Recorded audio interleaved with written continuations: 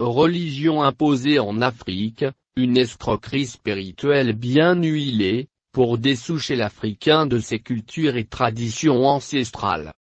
Écrit par Dr. Ngatim Vouen Apollinaire.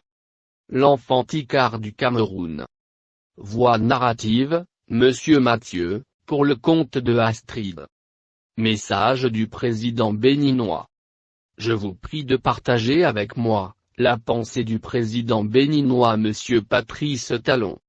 L'Africain doit reconnaître qu'il a une histoire, qu'il a une origine, qu'il vient de quelque part. N'entendons-nous pas souvent les Européens dire que l'Europe occidentale est de culture judéo-chrétienne, pourtant tous les pays d'Europe sont laïques. L'Europe ne revendique-t-elle pas souvent son histoire, sa culture? La culture européenne ne provient-elle pas des activités spirituelles de leurs aïeuls? L'Orient n'est-elle pas de culture islamique? Les Arabes ne revendiquent-ils pas souvent leur histoire, leur culture au point de vouloir l'imposer même à toute l'humanité? La culture arabe ne provient-elle pas des activités spirituelles de leurs aïeuls? Toute pratique spirituelle a été créée par les hommes de quelque part. Quand l'homme a créé sa pratique spirituelle, il a trouvé nécessaire de donner une explication nécessaire à ce mystère après avoir découvert le surnaturel qui l'a amené à découvrir ainsi Dieu. C'est de là que va naître le besoin d'honorer Dieu, leur divinité. Et c'est par là que naîtront la plupart des expressions culturelles artistiques sur chaque partie de la terre. Chaque être humain en général et l'Africain en particulier, devrait avoir le courage de se poser cette question, nous provenons d'où? Si l'Europe est de culture judéo-chrétienne, si l'Orient aujourd'hui se réclame de culture islamique au point de vouloir l'imposer à l'humanité tout entière, l'Afrique quant à elle se réclame de quelle culture? Nos parents étaient des païens, nos aïeuls étaient des païens, ils ont créé les danses, ils ont créé les dessins, les masques, ils ont créé les objets d'art, etc. C'est tout cela qui constitue notre patrimoine culturel et qui inspire nos artistes aujourd'hui. L'intégralité de cet exposé se trouve dans la version vidéo du présent DVD. Face à ces propos du président béninois, il est clair que l'Afrique est de culture traditionnelle, et non chrétienne, ni musulmane encore moins bouddhiste. Toutes ces croyances et manières de prier venues d'ailleurs en dehors de leur caractère colonisateur, constituent une escroquerie spirituelle pour les Africains.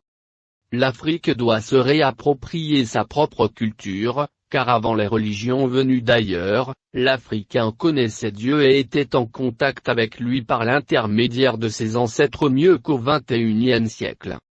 Aujourd'hui, l'Africain a tourné le dos à sa propre culture et à sa propre tradition pour embrasser avec imbécilité et esclavagisme spirituel les religions venues d'ailleurs. Le christianisme, l'islam, le bouddhisme, etc. sont des escroqueries spirituelles qui ont pour seul but, de faire des Africains, les instruments participatifs spirituels au développement socio-économique de l'Europe, de l'Orient et de l'Asie. Ce qui veut dire que, lorsque les Africains prient Dieu dans les religions imposées, lorsqu'ils invoquent les saints d'ailleurs, ou les saints des autres, les bénéficiaires de ces prières ne sont autres que les descendants de ceux qui ont été acteurs et metteurs en scène de ces courants philosophiques en Afrique, c'est-à-dire les missionnaires mercenaires spirituels. C'est à eux que profitent les prières des Africains. Si les saints d'ailleurs sont vénérés, comment vous développerez-vous, Africains? Est-ce que tous ces saints étaient saints? Qui étaient là au moment de l'expression ou du vécu de leur sainteté? En un mot comme en mille, les saints d'ailleurs ne seront jamais du côté des Africains qui ont renié leur histoire, leur culture, leurs pensées, leurs souches et même leurs incantations traditionnelles, qui se transmettent de bouche à oreille, de père en fils, de génération en génération, avec une absence volonté de vouloir l'imposer à l'humanité tout entière. L'Africain d'aujourd'hui a même honte, nous dirons même très honte de sa propre culture et de ses origines. L'Africain d'aujourd'hui s'identifie par rapport aux religions imposées par les missionnaires et mercenaires spirituels. C'est une honte.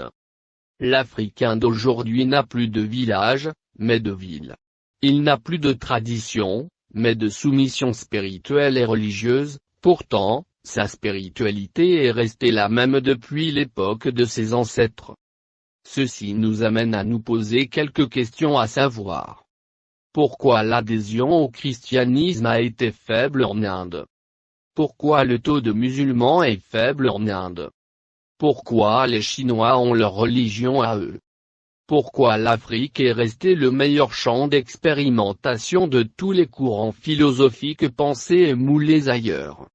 Pourquoi l'Africain a perdu ses repères culturels et identitaires depuis plusieurs siècles?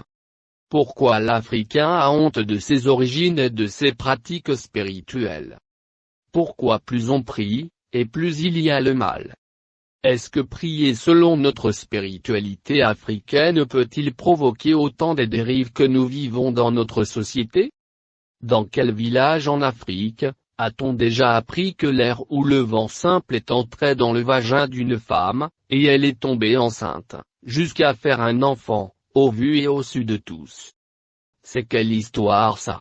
Il est temps pour les Africains de ne plus croire à ces idioties adossées sur une étoffe religieuse et vertigineuse dépassée. Pourquoi veut-on nous faire avaler par obligation que ce phénomène s'est produit qu'une seule fois et qu'il ne se produira plus jamais? Qui était là à cette époque? Qui a vu? Qui avait filmé? De toutes ces questions, il semble que deux éléments de réponse assez mystérieux ne sont pas connus.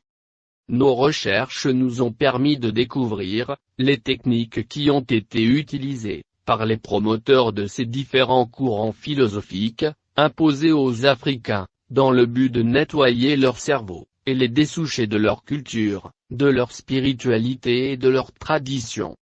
Le partage de l'Afrique initié par le chancelier Bismarck de l'Allemagne en 1884, sous le nom de la Conférence de Berlin, où le destin de l'Afrique a été scellé, pour les siècles à venir, et où les pages d'histoire les plus sombres de la planète Terre, ont été écrites en l'absence des indigènes, les Africains, était aussi une stratégie, pour accompagner les missionnaires mercenaires spirituels, et faciliter leur tâche de dévidement culturel des Africains qui connaissaient déjà Dieu.